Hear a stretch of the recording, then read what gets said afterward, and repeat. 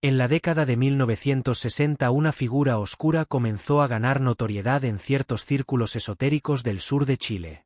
Su nombre era José Manuel Contreras Sepúlveda, pero era más conocido como Antares de la Luz. Nació en la ciudad de Valdivia y desde joven mostraba un gran interés por filosofías antiguas, prácticas religiosas alternativas y el ocultismo. A los 20 años ya lideraba pequeños grupos de estudio espiritualista donde mezclaba elementos del cristianismo, la teosofía y rituales paganos antiguos. Con el tiempo su carisma y discurso mesiánico empezaron a atraer seguidores de diversas regiones del país. En la mitad de los años 70 decidió fundar una comunidad cerrada en el interior de la región de Los Ríos cerca de la ciudad de Lanco. El lugar elegido era aislado, rodeado por bosques densos y lejos de la presencia estatal, perfecto para sus propósitos. Bautizó al movimiento como Orden Cósmica de la Nueva Aurora, pero se hizo conocida popularmente como Secta Antares. Dentro de la comunidad, Antares era tratado como un guía espiritual supremo, casi divino. Los fieles eran instruidos a abandonar sus familias y vender todos sus bienes materiales para entrar en el grupo. Rápidamente la secta pasó a controlar totalmente la vida de sus miembros, incluyendo sus relaciones personales. Las criaturas nacidas dentro de la comunidad eran criadas bajo una completa doctrinación religiosa sin contacto con el mundo exterior. La entrada de nuevos adeptos era rígida y muchos tenían que pasar por pruebas físicas y mentales antes de ser aceptados.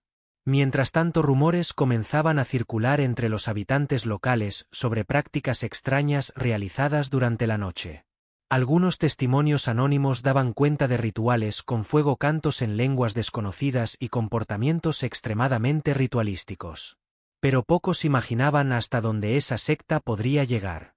Dentro de la Orden Cósmica de la Nueva Aurora, Antares de la Luz ejercía un control absoluto sobre cada aspecto de la vida de los seguidores. Dictaba reglas sobre alimentación, vestimenta, horarios de sueño e incluso sobre las relaciones conyugales. Ningún miembro podía salir de la comunidad sin permiso directo de Antares o de sus principales discípulos. La comunicación con el mundo exterior estaba prohibida, las cartas eran interceptadas y leídas por los líderes de la secta.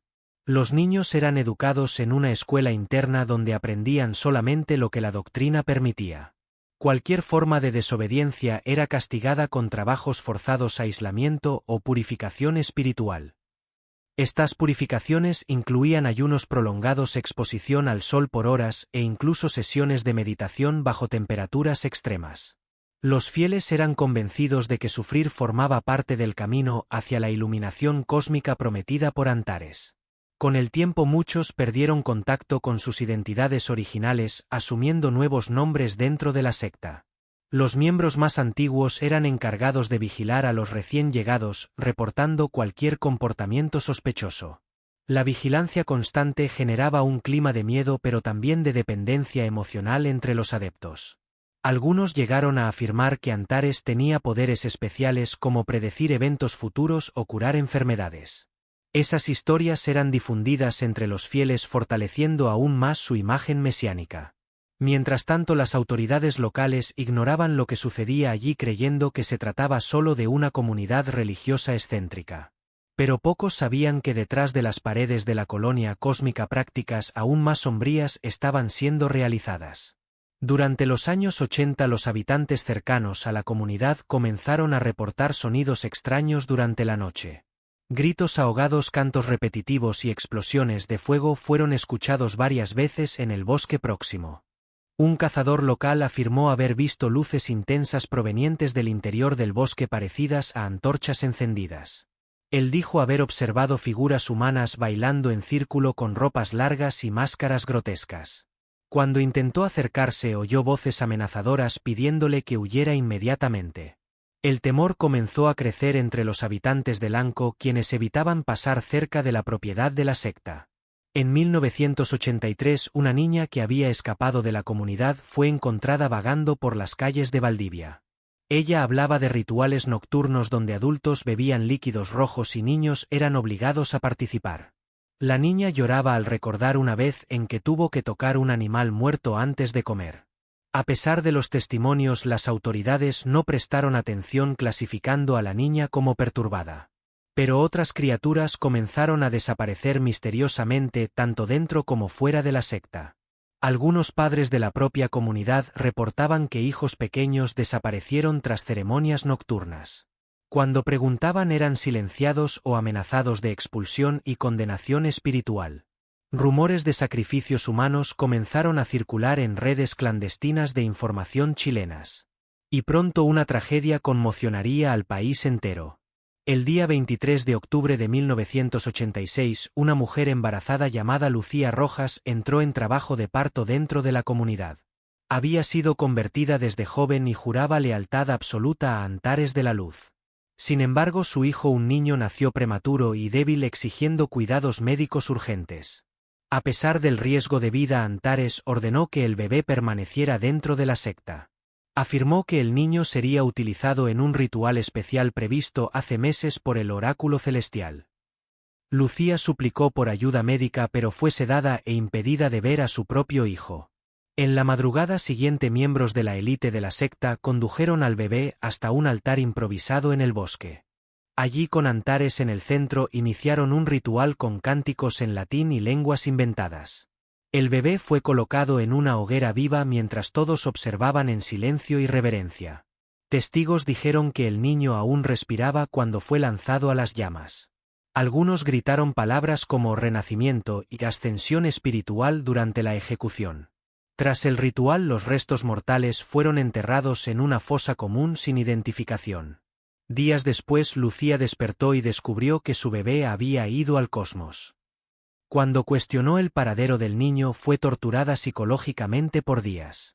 Nadie salió en defensa de ella y terminó aceptando la versión de la secta como verdad divina. El caso solo salió a la luz 2 años después, en 1988, cuando un exmiembro de la secta decidió hablar. Francisco Morales, es discípulo de Antares, escapó durante una misión externa y buscó a la policía. Entregó un testimonio detallado sobre los crímenes cometidos dentro de la comunidad. Habló de asesinatos, rituales satánicos, violencia sexual y lavado cerebral sistemático.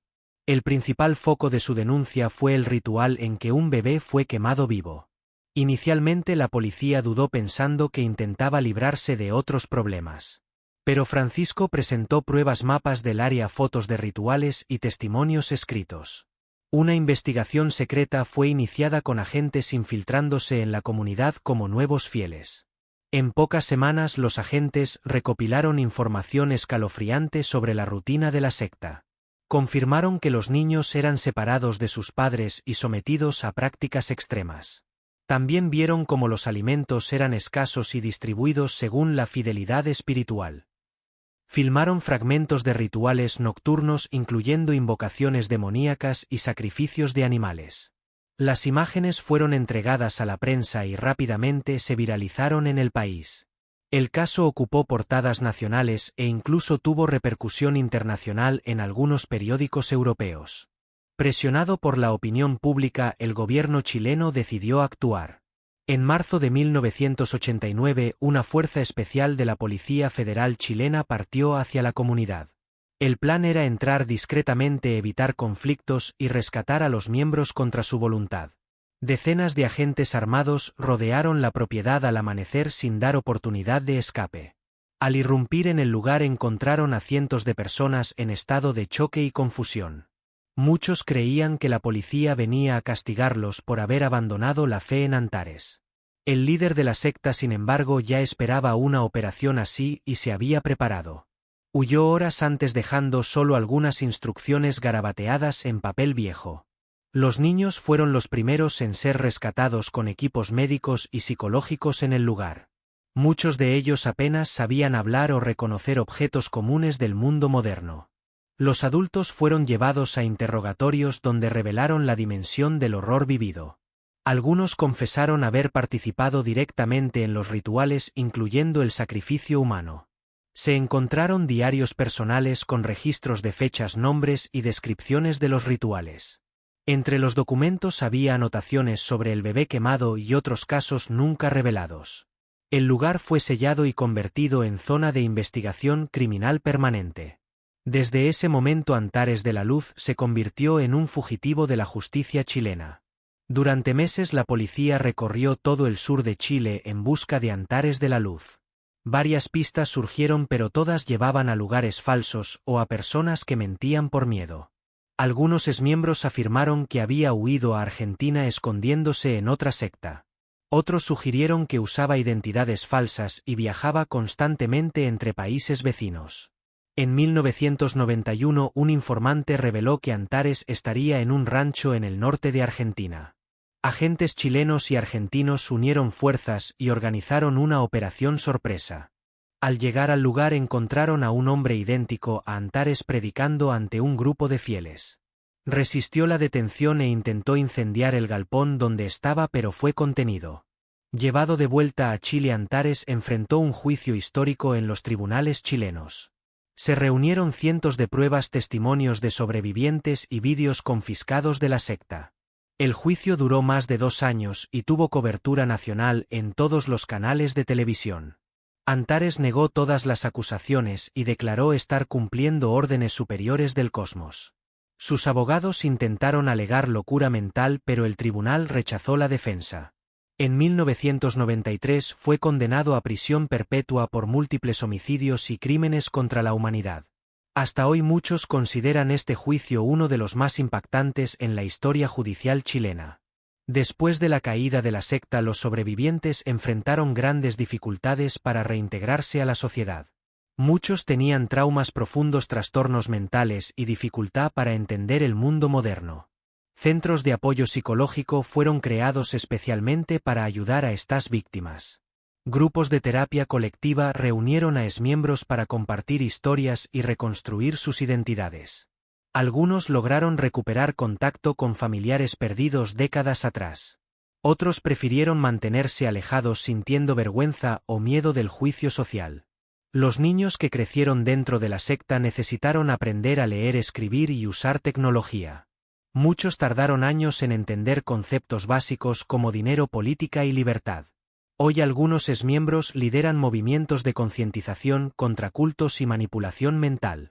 Hay casos de personas que todavía cargan marcas físicas y emocionales de los años dentro de la secta. Algunos afirman que a pesar del horror sienten cierta nostalgia por las certezas que la vida allí les brindaba. La adaptación al mundo libre fue dolorosa, con altas tasas de depresión y ansiedad. Aún así, muchos dicen haber encontrado paz y propósito después de salir de la secta. Libros y documentales han sido hechos sobre sus historias, alertando al mundo sobre los peligros del fanatismo. El trauma colectivo de la secta Antares sigue vivo en la memoria de Chile hasta hoy. El caso de la secta de Antares de la Luz causó un gran impacto en la legislación chilena sobre grupos religiosos. Después del juicio, el gobierno comenzó a vigilar más de cerca comunidades aisladas y grupos radicales. Las leyes fueron modificadas para que líderes de sectas pudieran ser responsabilizados por crímenes cometidos en nombre de la fe. Las escuelas empezaron a incluir temas como manipulación mental y lavado cerebral en sus materias. La prensa chilena pasó a retratar con mayor seriedad los peligros del fanatismo religioso. Documentales y películas fueron producidos con el objetivo de preservar la memoria de estas víctimas.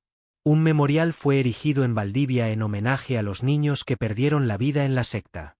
Anualmente se realizan eventos para recordar el caso y advertir sobre las señales de cultos peligrosos. Exmiembros participan activamente en estas campañas, compartiendo sus experiencias con el público. Estudios académicos fueron realizados sobre el perfil psicológico de Antares y sus seguidores. Profesores universitarios utilizan el caso como ejemplo en disciplinas de sociología y psicología. El caso también inspiró obras teatrales, trabajos literarios y hasta una película independiente chilena. Hoy el lugar donde funcionaba la secta es un área prohibida con carteles de advertencia dispersos por el bosque. Curiosos y turistas evitan visitar el lugar temiendo que algo sobrenatural pueda estar presente. Para muchos, el legado de Antares de la Luz sirve como un triste recordatorio del poder del fanatismo y el miedo. El caso de Antares de la Luz muestra cómo la fe puede ser distorsionada y convertida en instrumento de control. Él supo explotar vulnerabilidades, prometiendo salvación y sentido de pertenencia a quienes buscaban respuestas. Muchas personas entraron voluntariamente en la secta creyendo que estaban eligiendo un camino mejor. Pero poco a poco fueron perdiendo su libertad, su identidad y en algunos casos incluso sus propias vidas. Historias como esta sirven para alertar sobre los peligros de seguir líderes que prometen verdades absolutas. Es importante cuestionar, dudar y buscar conocimiento antes de entregar completamente la vida a alguien. La mente humana es frágil y la manipulación puede ser tan sutil que ni siquiera percibimos cuando estamos siendo engañados. La educación, el diálogo y la libertad de expresión son nuestras mejores herramientas contra el fanatismo. Debemos enseñar a nuestros hijos a pensar críticamente y reconocer cuando algo parece estar mal. Casos como el de la secta Antares no deben olvidarse porque son lecciones importantes para la humanidad. No fue solo una historia aislada, es un reflejo de lo que puede suceder cuando la razón es reemplazada por la obediencia ciega. Si está viendo este vídeo, quizás tenga interés en historias reales y casos misteriosos. Si es así, le recomiendo explorar nuestro canal donde tenemos más contenido sobre hechos históricos impactantes. No olvide darle me gusta al vídeo si disfrutó del contenido y active la campanita para recibir notificaciones. Y si desea conocer más sobre otros casos reales de sectas, crímenes o misterios históricos, suscríbase ahora mismo.